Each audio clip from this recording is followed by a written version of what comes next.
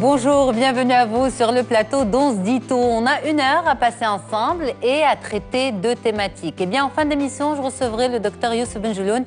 Il est gynécologue et on va faire le point sur un problème de santé féminin surtout, qui reste quand même tabou, la descente d'organes. Donc, reste avec nous pour les détails. Mais pour l'heure, eh bien, une discussion avec 2 grands professionnels. Faut-il se conformer à tout et si notre corps nous rappelait à l'ordre? Eh bien, on en discute sur Média TV dans On se dit tout.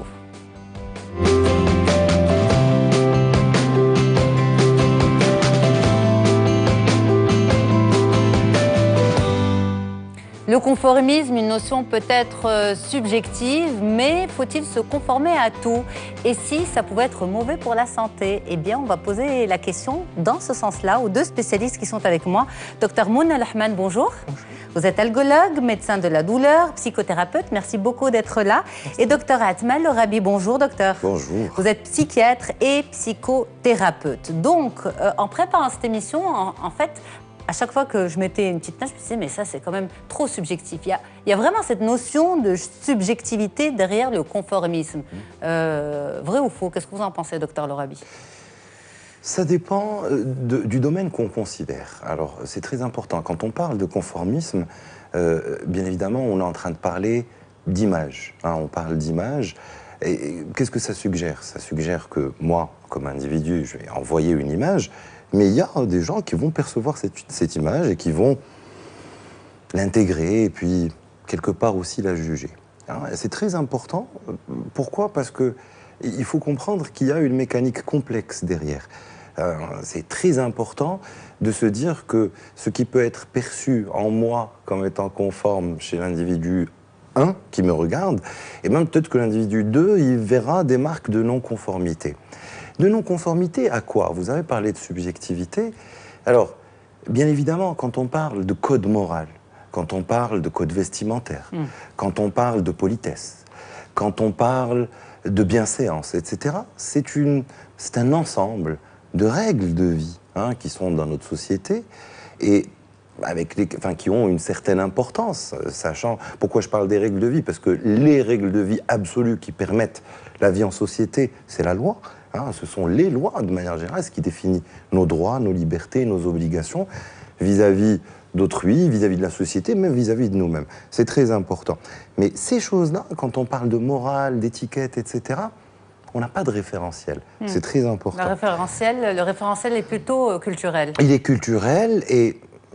familial, parfois. Tout à fait. Et il suffit de regarder notre formidable pays, quand même, pour se rendre compte qu'il y a une formidable variété culturelle, même intrinsèquement. Et quelquefois, même dans une seule ville, on peut avoir plusieurs tribus, entre guillemets, etc. Plusieurs us et coutumes, plusieurs traditions, plusieurs règles d'étiquette qui peuvent être totalement différentes. Et ça, si vous voulez, c'est cette part de subjectivité qui va peut-être nous mettre, nous, en tant que personne, en tant qu'individu qui vit en société, un petit peu dans la difficulté, parce qu'on ne saura pas forcément à quel schéma faut-il se conformer, quand ça, comment ça, pourquoi d'ailleurs dans l'absolu, etc., etc. Alors, docteur Mouna Al-Ahman, justement, le conformisme, on en parle aujourd'hui, mais on en parle pourquoi? Parce que en préparant l'émission, on a échangé et vous disiez que, de par votre pratique, justement, certaines manifestations au niveau de la santé de l'individu étaient dues à une forme d'expression d'un mal-être. Et ce mal-être venait d'une forme de conformisme. Et ce conformisme, souvent, émane de l'éducation, de la famille, beaucoup plus que, on va dire, peut-être de la société. Mais c'est vraiment peut-être que quand le cercle est plus restreint, réduit, c'est là où ça fait encore plus mal.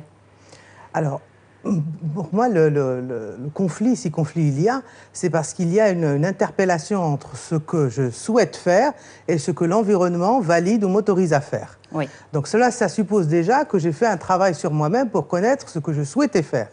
Donc souvent, il y a aussi des conflits par méconnaissance de soi et une sensation interne indéfinissable qui peut se manifester par de l'anxiété parce que il y a quelque chose qui ne cadre pas avec moi. Et par conséquent, je ne cadre pas avec les autres. Donc c'est les demandes familiales, les attentes de mes parents par rapport à ma carrière, par rapport à mon mariage, à mes enfants, c'est-à-dire à la conformité au moule qui a été déterminé sur le plan familial, tribal, communautaire, national et puis régional. Le moule maghrébin se rapproche beaucoup plus entre eux que le moule nordique et Maroc, par exemple.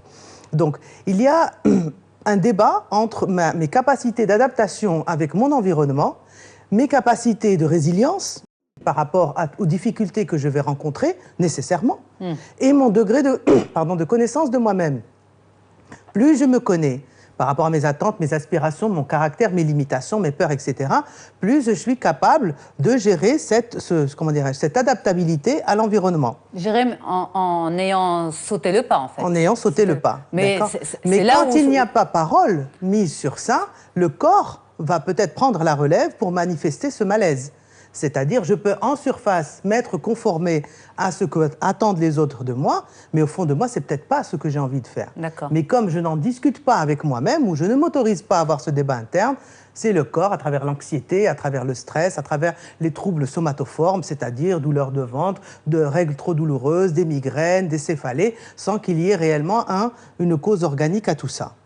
C'est une lecture qu'on peut en faire par rapport à un désajustement entre ce que naturellement je souhaiterais être et ce que les autres m'autorisent à être. Ce que les autres et ce que moi-même je m'autorise à être. Exactement. Absolument. Mais par rapport à ça aussi, c'est une notion, quand on dit purement subjective, parce que certaines personnes vont être très bien dans un processus de continuité d'une lignée familiale. Dans une famille, par exemple, on est médecin de père en fils, ou bien on est industriel de père en fils, et puis tout le monde s'adapte, tout le monde veut, tout le monde suit. Et puis il y en a un qui n'a pas envie de suivre. Alors là, cet individu-là risque d'avoir à répondre à certaines questions, notamment sur le coût d'avoir le coût en santé, le coût sociétal, d'avoir à vivre réellement ses aspirations. Donc je donnerai l'exemple du fils du banquier, par exemple, fin 19e, début 20e, où on reprend naturellement la position du père dans une société patriarcale verticale et être le fils, l'héritier de l'empire de la banque en question. Et si ce jeune homme avait des aspirations artistiques ou voulait être autre chose ? À ce moment-là, dans ce cas caricatural, puisque la société bourgeoise du fin du 19e était relativement hermétique, il a le choix entre la conformité aux attentes familiales et le sacrifice, entre guillemets, de cette personne qu'il aurait pu être, ou se réaliser personnellement avec peut-être un coût extrême, c'est-à-dire la coupure avec l'environnement. Aujourd'hui, vu la variété des moules et des référentiels, peu probablement, on arrivera à ce genre d'extrême. Mais l'adaptabilité, la réponse à la demande de l'autre est forcément un processus de négociation. Pour moi, d'un point de vue psychosomatique, plus cette réponse est adaptée à ce que je suis, moins il y a de souffrance somatique. D'accord. Plus elle s'éloigne de ma nature et de mes vrais besoins, plus le corps proteste, si je peux me permettre cette expression. Justement, dans des réunions de famille où on va dire qui peuvent être rouleuses dans ce genre de circonstances, la question qui se pose, qui revient, c'est pourquoi tu veux faire ça? Par exemple, le patriarche peut dire, regarde tes frères, personne n'a discuté. Tout le monde a exécuté mes ordres et personne n'a voulu me décevoir. Mais toi, tu veux faire les choses différemment. Pourquoi tu fais ça? Voire pourquoi tu me fais ça? Oui, tout à fait. C'est exactement l'enjeu du conformisme. Parce que derrière tout ce qu'on a dit, le fait de rentrer dans un moule, etc., quelle est la finalité d'être conforme? Il n'y en a qu'une seule, c'est de plaire à la personne qu'on a en face de nous, lui plaire dans le sens le plus large du terme. Lui plaire, c'est-à-dire qu'il pense du bien de moi, que j'ai sa bénédiction, que peu importe. En tout cas, qu'elle ne pense pas du mal de moi, qu'elle ne me juge pas de manière péjorative. Donc, si on est d'accord que c'est ça, la finalité, si vous voulez... Et si on l'accepte? Mais non, mais le problème... Mais on peut l'accepter, justement. Une personne peut se conformer parce qu'elle a besoin, justement, de la bénédiction de ses parents, a besoin de sentir que ses parents sont satisfaits de ce qu'elle fait. Totalement. Là, vous êtes en train de parler des parents, mais moi, je suis en train de parler de cas génériques. Le problème étant que quand on fonctionne que comme ça, c'est-à-dire... Il faut que je plaise, il faut que j'arrive à... Il ne faut pas que j'offusque la personne devant moi, etc. Eh bien, on passe à côté de beaucoup de choses qu'on sait être ce qu'on veut, ce qu'on désire, nous, dans notre vie. On ne s'affirme pas. je le traduis en d'autres termes. On ne s'affirme pas. L'affirmation n'étant absolument pas ce qu'on imagine être, c'est-à-dire la domination, je veux, j'impose. Non, l'affirmation, c'est juste la capacité à se dire ce qu'on ressent ou ce qu'on veut, sans agressivité, calmement. C'est ça l'affirmation. Donc, à partir de là, si vous voulez, on rentre dans un cercle comportemental où on est condamné à l'échec parce qu'on ne peut pas plaire à tout le monde. Premier principe, extrêmement important. Et puis, quelquefois, même si on part du principe qu'on ne peut pas plaire à tout le monde, il faut aussi se poser la question, mais combien ça me coûte, moi, de plaire dans cette situation-là avec un tel et de plaire dans cette situation-là avec un tel? Combien ça me coûte en termes d'énergie psychique, bien évidemment. Et ça coûte, docteur? Bien évidemment que ça coûte. Qu'est-ce qui fait que tous les jours, je vais parler d'un point de vue un peu biologique, mais très simpliste, qu'est-ce qui fait que tous les jours, on se lève, on va travailler pour ceux qui travaillent, etc., on fait ce qu'on a à faire? C'est un truc dans notre cerveau, c'est le système de récompense, parce qu'on sait que si on fait ça, on va sentir un plaisir. C'est ça le système de récompense. C'est le plaisir. Si, moi, dans ma vie, je fais juste ce que les gens me demandent, je dis bien juste. Et jamais ce que moi je veux, on tombe dans un immense paradoxe. Parce que moi, ce que je veux, si je n'en parle pas, personne ne le sait. Par définition, bien évidemment. Et personne ne pensera à me faire plaisir de la même manière que moi j'essaie de faire plaisir aux gens. Donc, on se condamne à ne jamais se faire plaisir. Et se condamne, c'est une question de structuration et d'éducation. C'est-à-dire que on ne peut pas, du jour au lendemain, se retrouver à faire abstraction de ce qu'on aime et faire uniquement plaisir aux autres. On n'a connu que ça, en fait, peut-être. Je suis d'accord avec vous, c'est principalement l'éducation. Mais si vous voulez, moi, j'aime pas réduire ça juste à l'éducation, parce qu'on peut changer les choses. Oui. C'est-à-dire, on ne peut pas se dire juste... C'est pour ça que cette émission. Tout à fait. J'ai été éduqué comme ça, ben c'est comme ça. Oui, d'accord, j'ai été éduqué comme ça, mais c'est... Mais il faut un travail, ça c'est réel. Mais si je dis j'ai été éduqué comme ça, c'est déjà une très bonne chose, c'est déjà une prise de conscience. C'est une prise de conscience, d'abord du modèle et de ses limites. Et déjà, le fait, et même une prise de conscience, il faut savoir, il ne suffit pas de comprendre pour changer. Même en ayant pris conscience, croyez-moi, c'est super difficile de passer outre cette injonction qu'on sent qu'il faut se conformer ou sinon je vais avoir un regard méchant, etc., etc. Il y a, on en parlait tout à l'heure en off, c'est d'abord et avant tout essentiellement une question de communication. Et là, justement, le gros problème d'un point de vue psychiatrique, santé mentale, quand on parle de conformisme et des personnes, je vais dire effacées, entre guillemets, c'est de tomber dans ce qu'on appelle le comportement passif-agressif. Donc je suis là, je suis toujours OK, c'est toi qui décides, je suis avec toi, ça se passe bien, c'est au boulot que ça se passe comme ça. Mais le problème, c'est qu'il y a un phénomène de saturation, et au fur et à mesure, et un jour, et de plus en plus souvent, après, dans l'évolution, on explose. On explose réellement, ce sont des pics émotionnels extrêmement intenses où la personne peut vraiment prendre des mauvaises décisions dans sa vie, des ruptures, des choses comme ça, des démissions, etc. et le regretter amèrement. Tout ça, pourquoi ? Principalement parce qu'elle a été passive tout le long et qu'elle a accumulé. Et passive, pourquoi ? Initialement, pour ne pas déplaire aux gens, pour répondre à ce qu'elle imagine.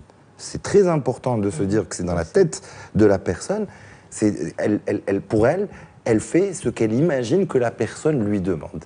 Mais on n'en sait rien. Est-ce que ce n'est que dans la tête? Parce que, par exemple, si on reprend l'exemple de la structuration, l'éducation, le rapport aux parents, le conditionnement, si, par exemple, on dit à une personne, écoute,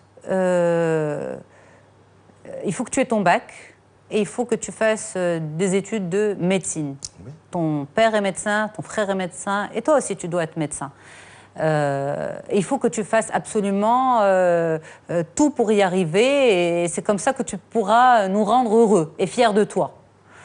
Donc, ce n'est pas que de l'imagination, on conceptualise ça pour la personne. On dit, si tu veux qu'on soit fier de toi et qu'on soit heureux de toi, presque heureux de t'avoir mis au monde, il faut que tu arrives à cette réalisation-là. C'est mettre dans le moule, mais c'est mettre dans le moule et cadenasser dans le moule. Alors comment cette personne peut se dire « ce n'est que dans ma tête » ? Vous voulez réagir, docteur ? Est-ce que vous vous rendez compte que, comme vous l'avez verbalisé, c'est très rare, parce que là, c'est clairement un chantage immédiatement, où on dit... C'est rare, c'est vrai ? C'est rare. Parce que dans votre pratique, justement, oui. dans les discussions, en psychothérapie, ça reste rare? En vrai, ce serait plus oh, tu sais, mon vœu le plus cher, ce serait que tu fasses médecine, etc. Et en fait, c'est nous, c'est notre interprétation qui fait qu'on se dit si je ne fais pas médecine, je vais lui déplaire. Et c'est là qu'il y a la première distorsion, alors que ça n'a pas été dit. Et croyez-moi, 90% des cas, ça n'est pas pensé réellement. Non, par les parents? Oui, tout à fait. Donc, c'est parce qu'on s'enferme dans un raisonnement avec des hypothèses qu'on ne vérifie jamais dans le réel. Donc, à vous entendre, on a l'impression qu'il n'y a pas de moule, en fait. On se met dans des moules et il y a un problème de communication. Alors, les moules existent. Oui. Il y a des intersections de moules. Ça aussi, c'est de modèles. C'est les gens qui ont vécu dans un pays, qui se sont amenés à vivre ailleurs, qui retournent dans le pays d'origine et qui se rendent compte que finalement, eux-mêmes ont changé. Le moule qu'ils avaient laissé a évolué. Donc, ça, c'est un point important à savoir. Il y a une évolution de tout. Ouais. Alors, donc, quand on pense moule, on a l'impression que c'est rigide. cadenassé. Ce n'est pas le cas. Dans la vie, tout ce qui vit évolue, change et est capable de mutation vers de transmutation. La question pour moi qui est fondamentale, c'est le problème de communication. À partir du moment où je ne valide pas ce qui va être essentiel dans ma vie, c'est de confirmer dans ces cas de figure que mes parents, pour eux, c'est fondamental que je fasse ceci ou cela, je ne peux pas, comment dirais-je, leur reprocher finalement d'avoir été l'origine de mon malheur. Je ne valide pas, c'est-à-dire... Je pose la question. Voilà. Mais est-ce qu'on en a la possibilité quand on a un enfant? Est-ce qu'on met pas... Voilà, quand vous le dites comme ça, c'est arriver à un âge adulte et c'est vraiment une discussion d'adulte à adulte. Mais si c'est un enfant sur qui on distille une forme un discours, justement. L'enfant... Alors, c'est la reproduction du modèle. Si on reprenait l'histoire de vie des parents, probablement, leurs grands-parents avaient fonctionné de cette même manière. Donc, il y a une transmission de manière d'être, une transmission de communication ou de non-communication, tout dépend comment on veut voir les choses, mais il y a un moment... Surtout quand il y a un coût en santé, et c'est là où la question se pose de manière encore plus cruciale, est-ce que ce modèle de manière de gérer et de prioriser les besoins des uns ou des autres, est-il toujours ou non bénéfique ou pas pour moi? C'est-à-dire la compensation que je reçois en répondant à l'injonction du tiers, le coût en santé, et c'est à moi d'évaluer est-ce que je vais continuer dans ce process ou je serai amené à reformuler mes positions. Ce que disait Dr Lorabi, c'est coût en énergie psychique et mentale et coût en santé somatique. Oui. Ça, ça, pour moi, c'est scientifique. C'est lié. Donc, soit dans l'abord psychosomatique, où il y a d'abord un coût psychique et ensuite c'est transversé au coût somatique, ou alors la personne blinde sur le plan psychique, c'est-à-dire tout va bien, il y a un discours lisse par rapport à ça, et c'est le corps qui reçoit tout l'impact. Mais c'est pas automatique, c'est pas pour tout le monde. Certains vont se conformer et sont bien en fait dans leur conformisme. Se conformer ne veut pas forcément dire c'est mauvais, c'est bas, tu es effacé. Voilà. S'il n'y a pas de coût en appareil psychique et en coût de santé, c'est que si je me sens bien, c'est bien, tant mieux pour moi. C'est comme en tout. Si la réponse du soma ou de l'appareil psychique est favorable, c'est que ça concorde. Il y a une concordance intérieure. Donc, observons-nous, voyons voir, est-ce qu'il y a trop d'anxiété? Est-ce qu'il y a des troubles d'ordre organique? Est-ce que je me sens bien avec ces décisions, ces positionnements par rapport au moule qui m'a été offert? Si tout va bien, la question, à mon sens, ne se pose pas. Mais le jour où il y a un déséquilibre, où il y a une disconformité, je pense que je dois, puisque je suis responsable de ma santé, qu'elle soit psychique ou organique, de me poser les vraies questions. Mais la question ne se pose qu'à l'âge adulte?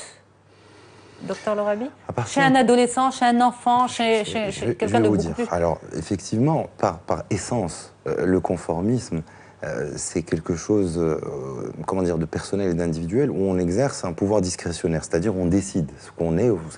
Donc, par essence, c'est plutôt les adultes, par essence. Pour parler de l'adolescent, c'est plutôt l'inverse, parce que l'adolescence, c'est plutôt une phase où la personne cherche plutôt à s'individualiser, à se construire petit à petit, et c'est plutôt là qu'on aura plutôt de l'anticonformisme, mais qui n'est pas quelque chose de pathologique. Ça peut être réactionnel à une trop forte demande de conformisme de la part des parents? Ça peut être réactionnel quand c'est exagéré, mais ça peut être un processus normal. Tout de ne pas s'habiller comme tout le monde, ce sont des petits détails qui n'ont pas forcément une conséquence néfaste sur la vie de tous les jours. Donc, effectivement, c'est Donc plutôt, on est en train de parler d'adultes, c'est à partir du moment où on arrive à prendre le volant de sa propre vie et on décide qu'est-ce qu'on a envie de faire, qu'est-ce qu'on n'a pas envie de faire. Et juste pour les histoires, donc quand on parlait de coûts de santé physique, depuis tout à l'heure on parle de douleur, moi je vous dis, moi je vois énormément de gens qui ont une réelle hypertension artérielle, qui est diagnostiquée dans des choses qui sont de cet ordre-là, c'est-à-dire une réponse anxieuse extrêmement sévère face à des impératifs inconciliables de conformisme. Je dois me conformer avec ça et avec ça, donc, avec l'attente de ma famille et de ma belle-famille. Je vous donne des exemples comme ça. Gros moment de stress, gros moment de tension, pic d'hypertension. C'est pas gros moment, c'est grosse période. Parce qu'il y a un effet cumulatif. C'est pas je vais vivre un stress pendant un petit moment et après c'est cool, ce sera parti. Non. Ça reste. Je dois toujours répondre aux attentes. Ça reste. On m'efface en fait. On efface mes besoins, on efface. J'efface. C'est ça qui est important. Alors, vous dites j'efface parce que, en fait, j'ai laissé place à cela, mais si je n'ai fait que je n'ai fonctionné que de la sorte. Jamais je n'ai, et parce que peut-être on ne m'a pas autorisé à m'exprimer, à porter ma voix, à porter mon jugement, mon avis, mon refus. Parce que c'est pas bien, parce que mon entourage, ma famille ou éventuellement mes parents ne seront pas contents, parce que pour être un bon enfant, il faut toujours répondre oui et jamais dire non. Comment on peut dire à cette personne qui nous regarde, et peut-être qui s'identifie à ce que vous dites, vous avez laissé faire, alors que cette personne ne savait que faire comme ça? Quand on est enfant, on n'a pas d'autre choix, on laisse faire. Mais justement, à partir du moment où on est adulte et que on arrive à voir un petit peu la mécanique complexe de la vie sociale, parce qu'on est en train de parler, là, des impératifs de la vie sociale, et qu'on arrive à prendre position, et puis qu'on commence à se confronter à nos premiers paradoxes, c'est-à-dire, je souhaite quelque chose, mon désir profond, c'est quelque chose, mais si je le fais, je vais être mal perçu. C'est le système de pensée, c'est pas forcément vrai. Si je le fais pas. C'est pas forcément vrai, mais en tout cas, la personne, il y a un stress interne, vous vous rendez compte? C'est comme, voilà, c'est-à-dire se dire, je suis en train de mourir de faim, mais je sais que si je vais prendre, il y a une expérience comme ça, si je vais prendre la nourriture qui est au fond de la salle, je vais être électrocuté. C'est-à-dire, si je le vis 3 à 4 fois, ça, eh ben, après, quand j'aurai faim, tout de suite, mon état d'anxiété va monter, je vais commencer à trembler, etc., etc. Donc, c'est juste pour savoir que le fait qu'il y ait cette confrontation dont a parlé Dr Lohman tout à l'heure, quand elle a parlé d'écart entre ce que je montre et ce que je désire réellement, mais c'est l'indicateur de l'intensité du stress. Mais alors, moi j'ai du mal à vous suivre justement dans ça. Bon, on parle aujourd'hui d'adulte, mais cet adulte était enfant, a été structuré, éduqué, façonné, et c'est ce qui en fait aujourd'hui cet adulte. On parle de ces adultes qui sont pas capables de dire non, pas capables de s'affirmer, qui sont dans le conformisme et qui le payent d'un point de vue mental, parfois, et d'un point de vue santé physique également.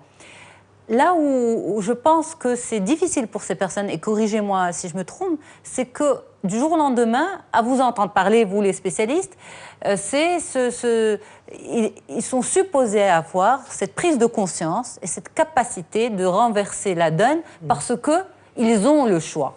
Peut-être que c'est pas ce que vous dites, mais en tout cas, c'est ce que moi j'ai perçu. Et donc, ils ont le choix. Sauf qu'on oublie que ce choix, ceux qui sont capables de l'avoir, en fait, tout le monde est capable de l'avoir, mais ceux qui sont capables de le mettre en application, c'est des personnes qui sont sûres d'elles, en confiance, qui ont peut-être pris l'habitude de s'imposer, même dans la bienveillance la plus totale. Pas des personnes qui ont été un peu écartées, effacées. Ces personnes ne sont peut-être pas outillées pour ça. Est-ce que ce n'est pas un fardeau d'entendre tout ça aujourd'hui? Non, on n'est pas dans le jugement, on est dans la constatation d'un certain nombre de process. À partir de là, on peut discuter quelles sont les alternatives. Alors, tout d'abord, si on reconnaît qu'on est dans cette situation-là, c'est-à-dire que le désir de ce que je veux être est trop éloigné de la personne que je suis devenue, si on est au milieu et qu'il y a des systèmes de compensation qui permettent de rééquilibrer, à la limite, pourquoi pas. Mais quand l'écart est trop important et qu'il y a une souffrance psychique, voire physique, à ce moment-là, je pense qu'il est légitime de se poser la question. Oui. Alors la bonne nouvelle, c'est comme c'est le fruit d'un apprentissage, à partir du moment où il y a une déclaration d'intention de changement, il y a des stratégies, des techniques, notamment les thérapies cognitives et comportementales, pour pouvoir, entre guillemets, se reconditionner, travailler sur soi-même, mieux se connaître. Il y a des gens qui se découvrent à travers une thérapie, qui imaginaient qu'ils étaient incapables de ceci ou cela parce qu'ils se sont auto-convaincus qu'on ne pouvait pas le faire sous l'injonction réelle ou supposée des parents de l'environnement parce qu'ils ne sont pas vraiment allés valider est-ce que vraiment je suis une faible femme sans défense ou pas. Oui. D'accord ? Donc quand il y a toutes ces prises de conscience, la possibilité de me changer, de modifier est ouverte. Mais il faut encore diagnostiquer, se reconnaître, avoir le désir de changer et à ce moment-là, chercher l'aide et l'accompagnement nécessaire. Est-ce que par exemple, des personnes qui... Oui, pardon, je réponds à la deuxième. Du jour au lendemain, ça c'est pas possible. Si c'est du jour au lendemain, moi, ça m'inquiéterait. D'accord. Parce qu'il y a des effets boomerang, parce qu'à ce moment-là, peut-être que la personne a voulu plaire à son thérapeute, en voulant faire ad intégram ce qu'il lui a suggéré. Et ça, c'est pas bon non plus. Par contre, on fait des espèces de cercles de choses possibles et on modifie les petites choses et petit à petit, on s'approche des grandes structures. Alors justement, pour que les téléspectateurs puissent comprendre encore plus ce qu'on dit, on va essayer de se concentrer juste après la pause sur ce que vous appelez le coût santé physique et le coût santé psychique, comment ça peut se répercuter justement, d'où l'importance du choix de ce sujet avec vous. Mesdames et messieurs, justement, on continue dans un petit moment avec notamment un sujet gynécologique. On va parler de la descente d'organes. Reste avec nous sur Madi 1 TV, on revient. Allez, on reprend cette discussion justement avec nos spécialistes, Dr Mouna Louhaman, médecin généraliste algologue, c'est-à-dire médecin de la douleur et psychothérapeute, et Dr Othman Lorabi, psychiatre, psychothérapeute. Justement, le conformisme, faut-il se conformer à tout? Et quel est le coût santé? Eh bien, on en parle avec vous justement. À quel moment, en fait, on parle de sonnette d'alarme? C'est un peu ça le sujet. Et puis après, on enchaîne sur une autre interview avec le Dr Youssef Benjeloun. Il est gynécologue. On fera le point sur la descente d'organes, un problème de santé assez répandu, mais assez tabou aussi. Donc, on lève le voile aujourd'hui dans On se dit tout. On revient sur le coût santé physique, de justement de répondre au moule, faire comme on m'a dit de faire, comme ce qu'on attendait de moi. Et on a peut-être essayé d'étouffer l'envie, l'expression personnelle de sa destinée, mais le corps ne se tait pas. Ou c'est plutôt le psychique qui ne se tait pas et qui va exprimer ça à travers le corps. C'est ça, docteur Louhaman ? Tout à fait. Alors, moi, je suis profondément convaincue qu'il y a une communication permanente entre nos émotions et l'état de notre santé de manière globale, qu'elle soit psychique ou physique. Tout est émotion. Nous sommes des êtres d'émotion, des êtres de pensée, de comportement, mais nous sommes d'abord une émotion. Donc, s'il y a un déséquilibre trop important entre ce que j'ai envie d'être, même si des fois je ne le sais même pas réellement, il faudra faire une petite recherche sur ça, et ce que je suis, mon corps est là pour m'indiquer.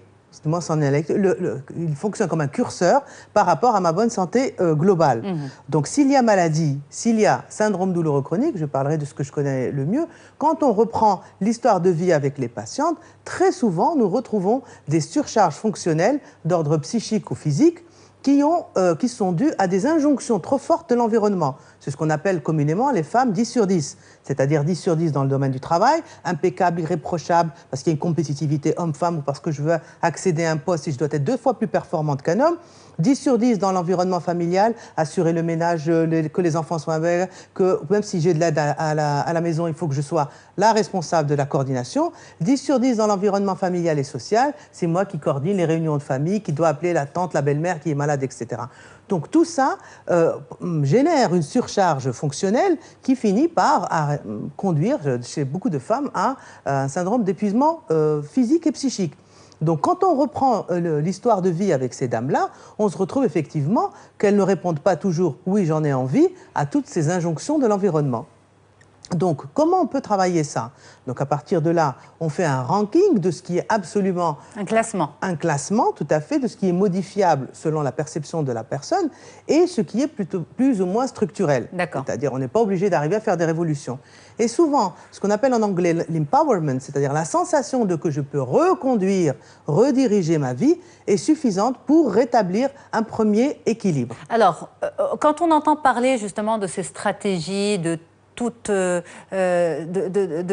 ces choses-là, de spécialistes, on a l'impression que c'est dédié à une élite particulière. Sauf que vous, docteur Lohaiman, vous travaillez aussi auprès de femmes de milieux défavorisés. Vous faites un travail de terrain auprès de ces femmes.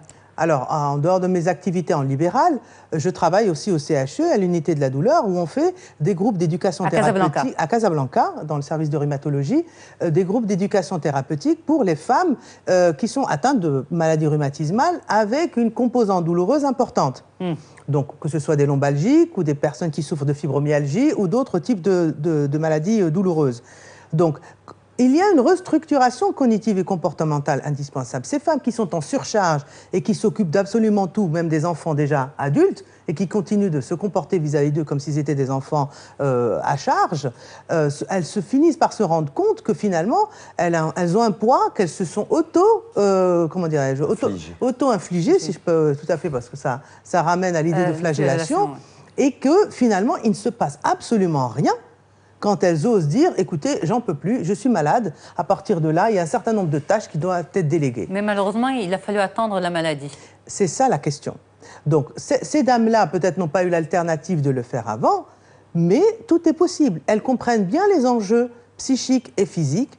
La reformulation n'est pas une révolution dans 95% des cas, c'est une restructuration, un remodèlement, une renégociation avec l'environnement. Donc c'est une problématique, là encore, on va dire, de toutes les classes sociales. Tout à fait. C'est une problématique de la société. Vous axez beaucoup votre discours sur la femme. Est-ce que l'homme est moins concerné? L'homme aussi peut être concerné par une forme de conformisme d'une manière ou d'une autre? Alors, juste une petite... Oui, avant de céder la parole au docteur Larabi, qui aura certainement plus à dire que moi, les pressions dans les sociétés patriarcales s'exercent autant sur les femmes que sur les hommes. Simplement, elles sont de nature différente. Chez l'homme, il peut être en état d'anxiété, de stress, et je céderai la parole, parce qu'il doit être performant 24 heures sur 24 et sur plusieurs aspects de sa vie. Sur le plan économique, sur le plan sexuel, sur le plan de responsabilité familiale, et puis sur le plan de ses propres envies à lui. Hein? Donc tout ça génère un cercle, à mon sens, un cercle vicieux où je ne peux pas permettre à l'autre d'être libre puisque moi-même je ne le suis pas. Et que finalement on arriverait à renégocier en rétablissant des lignes de communication. Ce qui nous ramènerait à comment dirais-je, un compromis de cohabitation plus sain, autant pour le mari comme pour l'épouse, et dont les grands bénéficiaires, à mon sens, seraient les enfants. Absolument, absolument. Et donc pour ça, juste, je rajoute une petite question, il faut un accompagnement. Si le besoin est, pourquoi pas? Il ne faut pas le prendre comme un constat d'échec. Oui. Si je suis capable de faire cette rectification par moi-même, c'est parfait. À travers une discussion de couple, notamment. Voilà, on peut se faire aider ponctuellement par rapport à des stratégies de communication, par rapport au profil psychologique de la personne que j'ai en face de moi. Comment aborder de manière, comment dirais-je, efficace et respectueuse, vas-y de l'eau. Quand ce n'est pas possible, faire un accompagnement de moyen ou de longue durée me semble un sens et pas un non-sens dans ce cas de figure. Docteur Larabi? Alors, pour rebondir sur la réponse de ma consoeur, le vrai problème, alors concernant bien évidemment les hommes par rapport aux femmes, je pense très honnêtement que ça doit être comparable, c'est-à-dire les troubles anxieux qui sont générés par cette histoire de conformisme à ce qui est ce qu'on pense être attendu de nous dans la société, ce qu'on appelle le trouble anxiété sociale. D'ailleurs, ça se définit vis-à-vis de la société. Je pense honnêtement qu'il n'y a pas plus de prépondérance.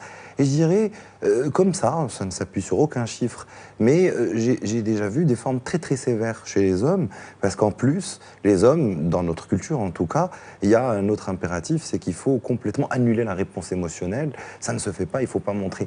Et ce sur quoi je voulais rebondir, c'est que je ne sais pas pourquoi, mais il y a beaucoup de distorsions cognitives. Qu'est-ce que ça veut dire des distorsions cognitives? Des idées qui ne sont pas forcément vraies, mais qu'on a dans la tête et qui sont profondément ancrées et avec lesquelles on fonctionne. C'est ça ce qu'on appelle des distorsions cognitives. La première des choses, c'est qui est extrêmement fréquente dans notre société, dans nos sociétés, je dirais, parce que c'est quand on est montrer ses émotions égale être faible. Ouais. Alors ça, je ne sais pas d'où c'est venu. Ça, c'est le plus gros très conformisme, honnêtement. peut-être. Tout à fait. Mais justement, quand on essaie de se délétère. conformer, quand on essaie de se conformer à quelque chose d'irréaliste, on est forcément dans un schéma d'échec. On ne peut pas contrôler ses émotions jusqu'à preuve du contraire. Et je pense qu'on n'y arrivera jamais. Ça, c'est le premier point. Le deuxième point qui va un peu dans le sens de, quand vous parliez de il faut discuter, renégocier, là, il y a un sérieux problème. C'est parce que nous aussi, dans nos sociétés, le fait d'être en désaccord implique un conflit. Alors que pas du tout. Oui. On peut être en désaccord, oui, mais dans nos sociétés, c'est forcément ça.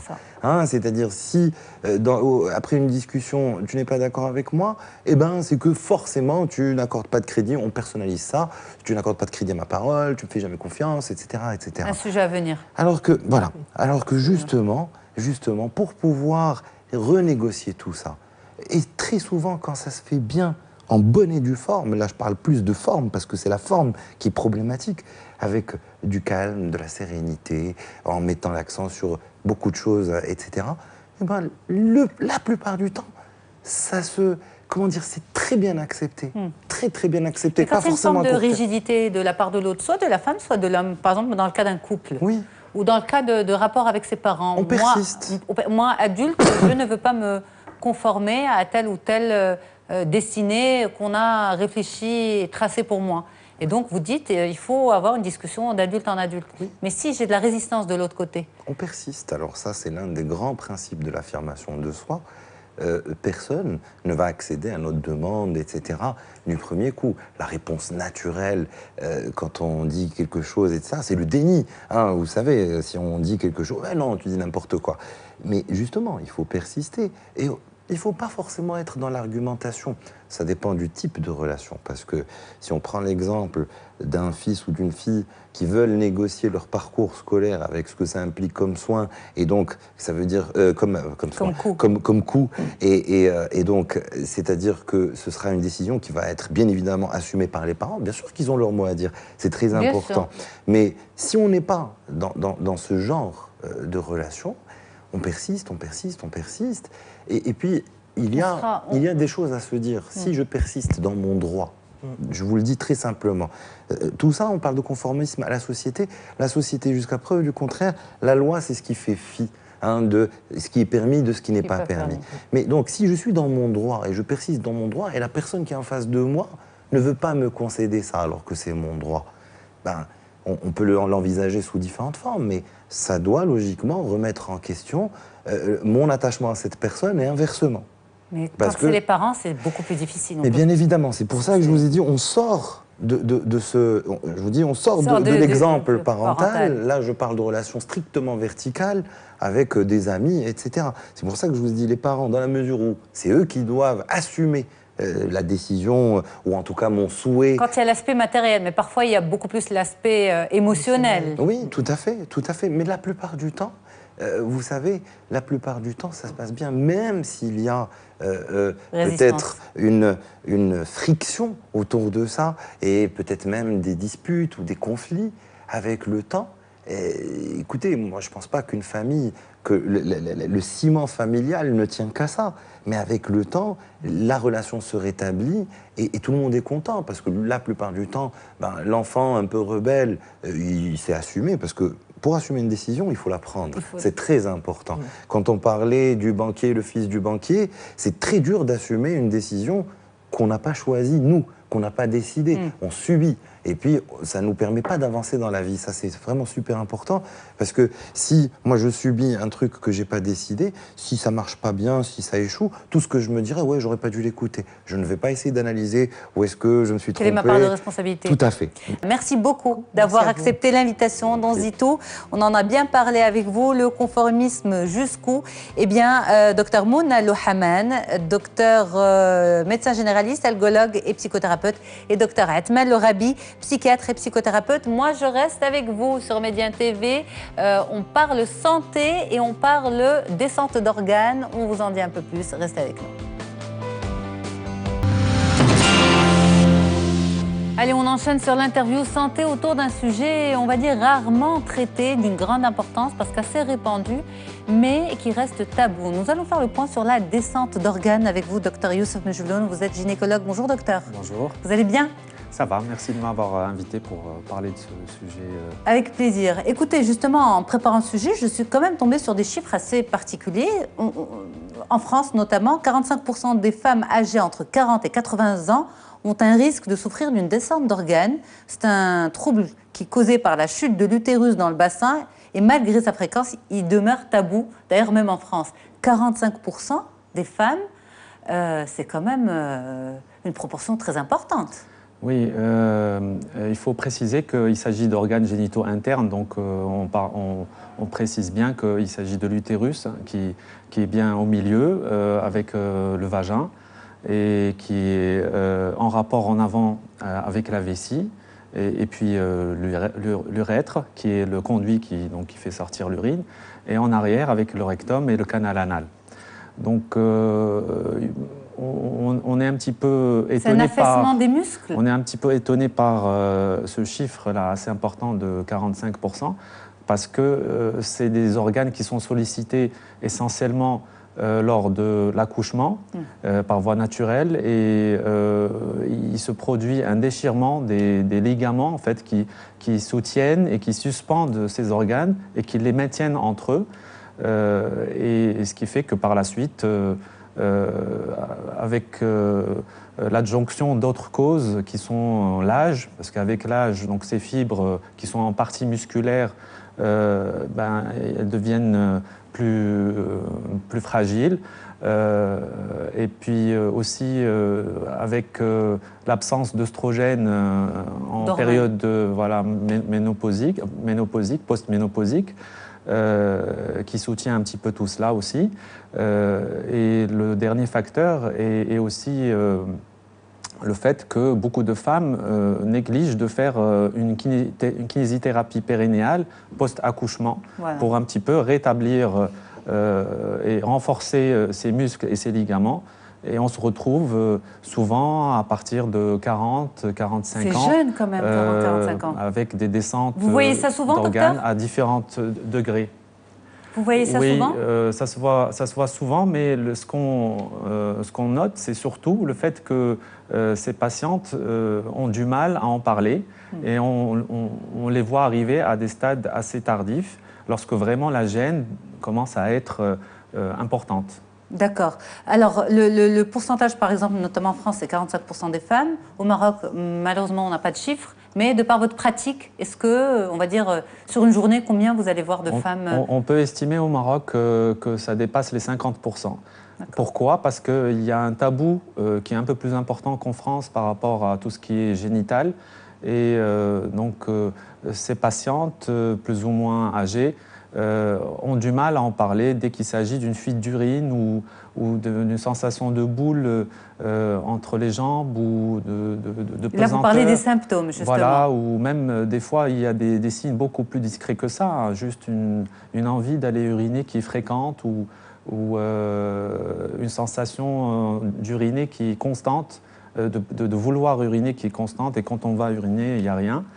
Tout ça, c'est des signes qui sont un peu plus discrets, où les patientes ne font rien. Elles pensent plutôt à une infection urinaire, elles peuvent s'auto-médicamenter aussi, s'auto-traiter et ne pas aller chez le médecin. Et c'est vraiment que lorsque ça passe à une incontinence urinaire presque permanente qu'on les voit en consultation. D'accord. Donc, en fait, l'incontinence urinaire peut être conséquence de la descente d'organes ou n'est conséquence que de la descente d'organes? L'incontinence urinaire, en grande partie, est causée par la descente d'organes. Il y a d'autres étiologies, il y a d'autres causes, bien entendu, mais la plus fréquente est la descente d'organes. Si bien que devant une incontinence urinaire, on doit systématiquement, automatiquement, examiner la patiente et éliminer s'il y a ou pas une descente d'organes avant de passer à d'autres causes. Et même avant de traiter cette incontinence urinaire, il faut s'assurer que ce n'est pas la descente d'organes qui est secondaire. Parce qu'à ce moment-là, juste par le fait de corriger la descente d'organes, l'incontinence urinaire sera traité. Sera traité. Alors justement, les téléspectateurs qui nous suivent doivent se dire, mais qu'est-ce qui se passe? Quand on parle de descente d'organes, c'est les organes qui bougent de leur place. Comment ça fonctionne en fait? Vous l'avez expliqué en début d'émission, mais concrètement, est-ce que physiquement on ressent que ces organes ont bougé de leur endroit, de leur place? Oui, alors il existe principalement deux moyens principaux qui maintiennent ces organes un peu en place. C'est des moyens de soutènement, c'est en fait des moyens de soutien sur lesquels, c'est un socle sur lequel reposent les organes génitaux internes et les organes avoisinants. Et ça s'appelle le noyau fibrocentral. En fait, c'est un enchevêtrement de muscles et de ligaments qui viennent constituer ce qu'on appelle le plancher pelvien. D'accord. Donc ça a le nom, disons que le plancher pelvien, comme son nom l'indique, permet déjà, comme un socle, permet de soutenir ces organes et de les maintenir entre eux. En plus, il y a des organes qui permettent de suspendre ces organes. Il y a des ligaments, des muscles qui permettent de suspendre ces organes par en haut et de les maintenir plus ou moins dans des directions qui vont faire qu'ils vont être solidaires les uns par rapport aux autres. Et donc ce ne sont que les grossesses qui viennent perturber tout ça? Et donc c'est un équilibre qui est un petit peu fragile, et une fois qu'il est déstabilisé par tous les facteurs qu'on a cités, hein, l'âge, donc les grossesses multiples, les gros poids de naissance, hein, au-delà de 3,7 kg, hein, au-delà de 4 kg, l'âge avancé, le facteur aussi de œstrogène. Mais alors justement, une femme ne va pas forcément faire une descente d'organes juste après un accouchement? Non, ce n'est pas immédiat. C'est rare que l'on note une descente d'organes immédiatement après l'accouchement. C'est souvent plusieurs années après, lorsque tous ces facteurs un petit peu s'entremêlent.